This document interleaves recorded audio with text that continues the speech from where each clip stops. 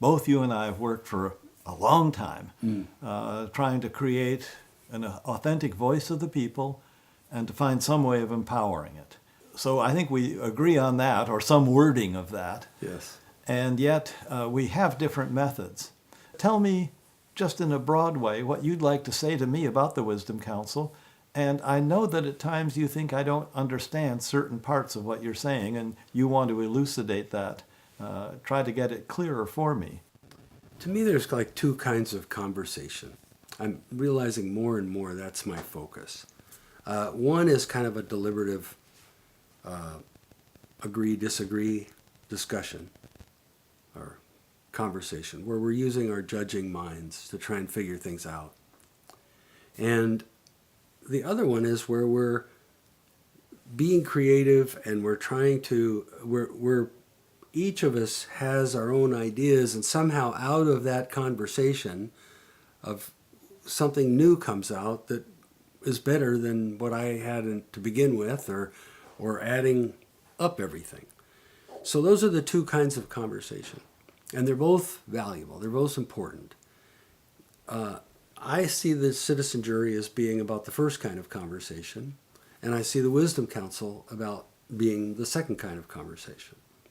It's a different kind of conversation than has been programmed for us that we call democracy today.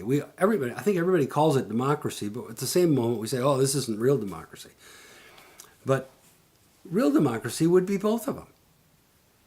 And where there's a decision-making, I call it, decision-making process, where we maybe develop laws and have voting and that sort of thing.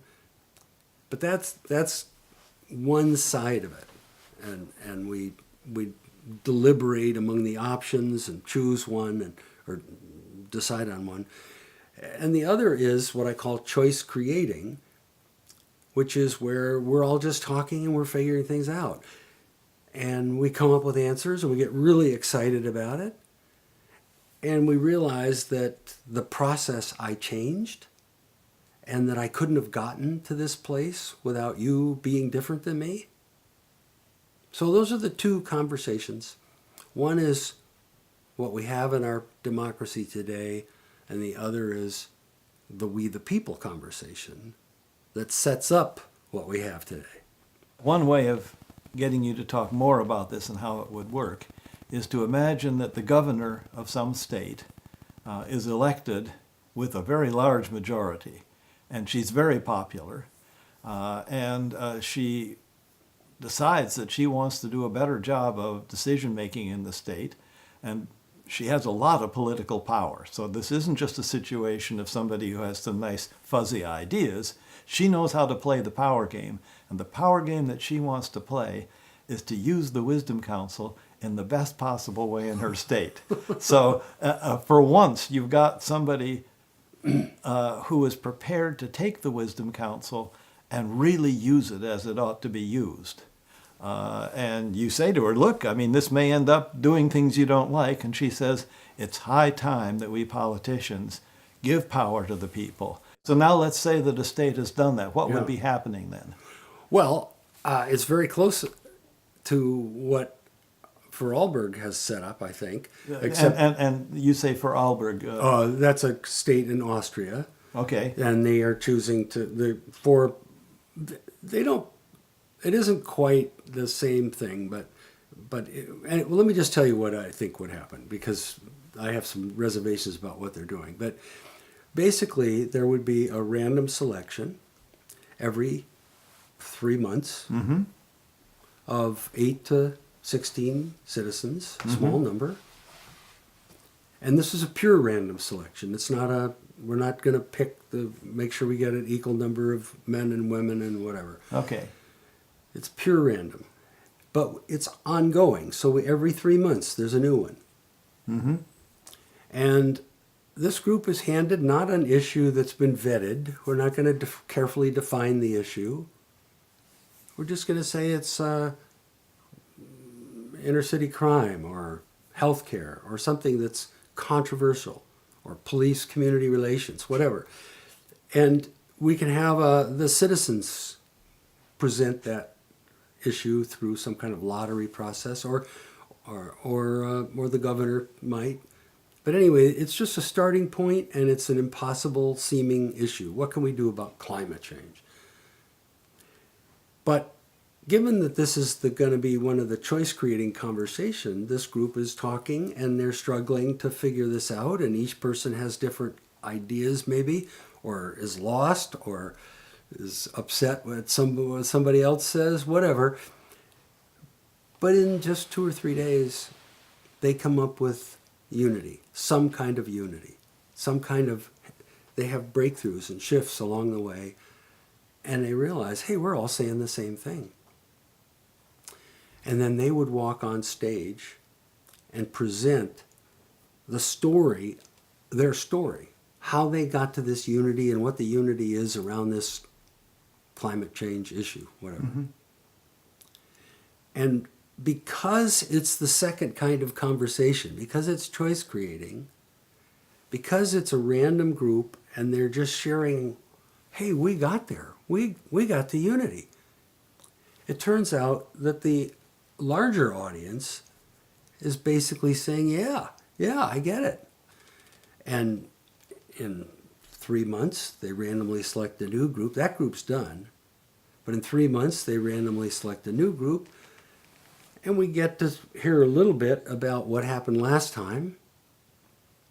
And it turns out that they tend to pick up the ball and maybe move it another step forward. And so what we're really doing is setting up a new public conversation. In addition to the old decision-making public conversation, we now have a we the people conversation. So 3 things happen. 1, the group picks a problem and they work on it and they make headway. 2, we add a new kind of conversation, not one that's polarized, but one that's building on what everybody's saying and people are not speaking as party members. And 3, over time, they work on this issue, they work on that issue, they work on this issue. Eventually people realize that, hey, wait a minute, this is the ultimate authority in society. This is we the people. And we can actually, what we come up with is the ultimate authority. So we can say, oh, let's not pay attention to let's not worry about what we the people said 230 years ago. We the people today is speaking. That's who, for instance, the Supreme Court ought to be paying attention to. We the people today. Visions exist, and visions are hugely important. And before the vision gets accomplished in some way, critics can always pick it apart. And so I don't want to be the kind of critic that nitpicks at a vision that you've laid out, which I think is a fascinating vision. But I guess what I would ask is, if, again, somebody came along and said, okay, Jim, I love your vision. Where can we get this going best? And I know in the past you've said to me, well, Ned, what I'd love to see is a world wisdom council. That's right. But a person who's trying to see whether your vision can really be actualized might say, I'm not going to help you out with that. I've got a lot of money. And you say you don't need so much money, but this person has the concern and the caring that you want, and is somebody that can empower this to go ahead. And if you're lucky enough to find that person, setting aside the amount of money needed, would you rather start in a city, a town, a state, or would you rather start at the world level? At global level, absolutely. I'm just raising a flag and I'm looking around and seeing if anybody is vibrating with excitement. I don't need everybody to get this. I don't need to explain it to everybody first. To me, there's a series of steps that we could just do if we had the money. Now, maybe not everybody would pay attention the first time. Well, they wouldn't. But we would do it in 3 months. And then we do it in another 3 months. And each time we're working on global issues that people care about. Okay, but let me see if I understand something then. Yeah. If you got going in the way you'd like to get going, it isn't so much that you'd like to run one wisdom council and say, gee, that really was well done. You'd like to be in a situation where there'd be a wisdom council every 3 months, if I'm It's understanding always a wisdom council process, not a wisdom council. In other words, the wisdom council can't, I learned this the hard way, okay? I mean, it really is an ongoing process that has to be established. We have to have enough money to keep going. And for people to finally begin to go, holy smoke, this is how we're going to solve this problem. Okay. And do you have any idea how long it might take as you're getting going for people to begin to catch on? Is it at all clear to you about that? Well, if we had a real ceremony, in other words, you randomly select people, the biggest ceremony, you could be selected, I could be selected, everybody in the world could be selected, but we'd have a series of ceremonies around this that would have high publicity. We'd have a ceremony around choosing the issue for this group, and we'd have a ceremony around the presentation.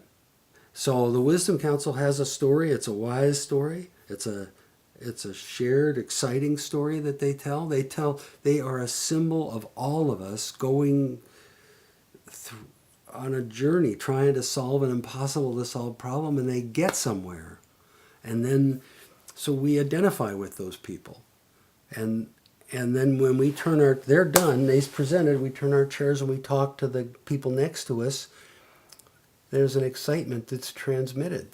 They're carrying it forward, the next stage, talking in the small groups. Vorarlberg Yeah. is the westernmost state Of Austria. Of Austria. And they have used the Wisdom Council process in a way that I believe no other governmental entity has done. Well, no, they have others. There are others, There's others. but isn't the deepest experience Yes, in the deepest Vorarlberg? experience in Yeah, Vorarlberg. okay. And also Salzburg has changed their constitution also. And These are great successes, Jim. these are great successes. So, and then they have, someone calculated that they've had over 130 wisdom councils in Austria. Wow. So they've had that's a big number. I mean, I'm blown away, really. So these are happening by different organizing entities. I'm not involved. Mm-hmm. And the key piece for me is dynamic facilitation and the caliber of the dynamic facilitation. Say a little bit more about that so people can understand what you're talking Well, about. when we started talking, the conversation was about two kinds of conversation. Dynamic facilitation is the way we assure that we have the second kind of conversation and not the first. Sure.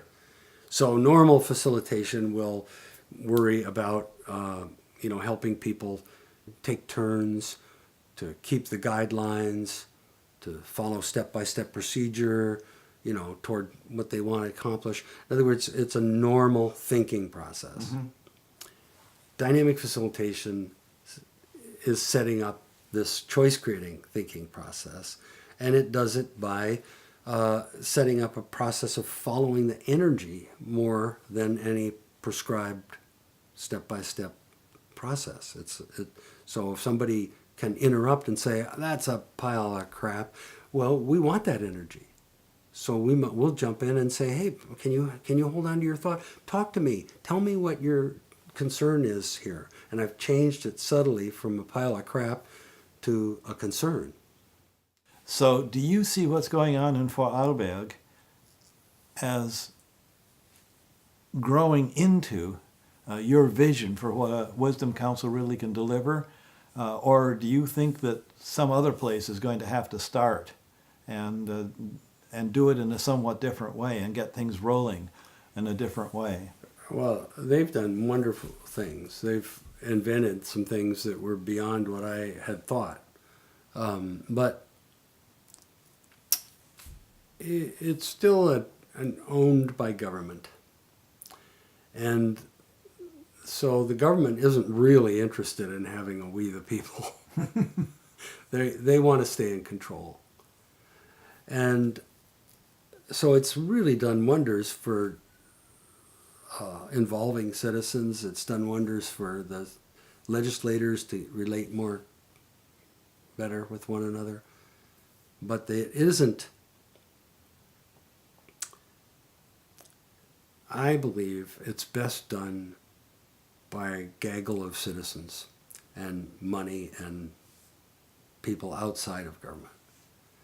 Now, having said that, I think the last step is for it to be adopted into the Constitution, but I'm thinking of the U.S. Constitution, really, or a global Constitution, not one that's kind of changes frequently, so if it was changed, put into the U.S. Constitution I think that's step 10, and I thought it was step 1 in the early days. That was a confusing. But that would be, there really is creating a we the people. And if we the people really is in charge and manages the Constitution. We the people really did, I believe, it was a unity that happened at the founding that set up this decision-making process that we have today. But there is no we the people now. It's just this decision-making process. We're born into it. We think it's human nature to be competitive. It is human nature, but it's also human nature to want to serve the public and interest and serve life. But that part isn't evoked in our system. Before we started filming this, you asked me a question of what either you or I should try to accomplish before we reach the point. In my case, I'm 82 years old, and who knows how much longer I'll last. Right. What do we need to accomplish? What do we need to do? What do you need to do before you die, or before you become incompetent here? How do you feel things are going with your wonderful vision that you have? Are you satisfied that your work is largely complete, you've gotten it going, and it's off and running? Or are you very concerned that you've planted a seed that may or may not grow into something that you dream about? I'm constantly surprised at how well it's doing in Europe, and constantly surprised at how hard it is to get anything going here. But I just got a call this morning from someone in Munich that they had a meeting last night about the dynamic facilitation and how that's going well and how they're planning this and that and so forth. So there's certainly energy right now. But I haven't written enough. And a lot of my ideas are constantly evolving. So I need to write something, and I think, and there's a desperation in my mind to do it at the societal level, at the global level, at the national level. And there's something psychological about if I talk about dynamic facilitation or choice creating or the Wisdom Council, I seem to get away with it. But as soon as I talk about society's breakthrough, bringing it to the national or global level, there's a pullback for people.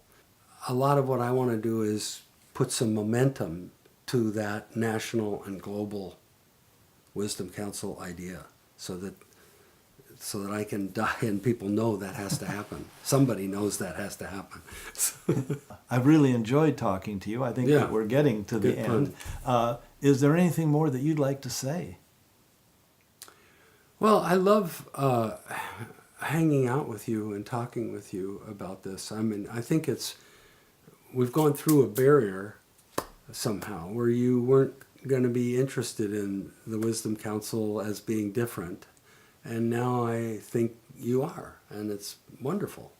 I certainly feel that way. One of the things, of course, I haven't done here is to talk about the citizens' jury process and my dreams for the vision of a citizens' jury. And I think that my vision and my dreams are different from yours. Mm-hmm.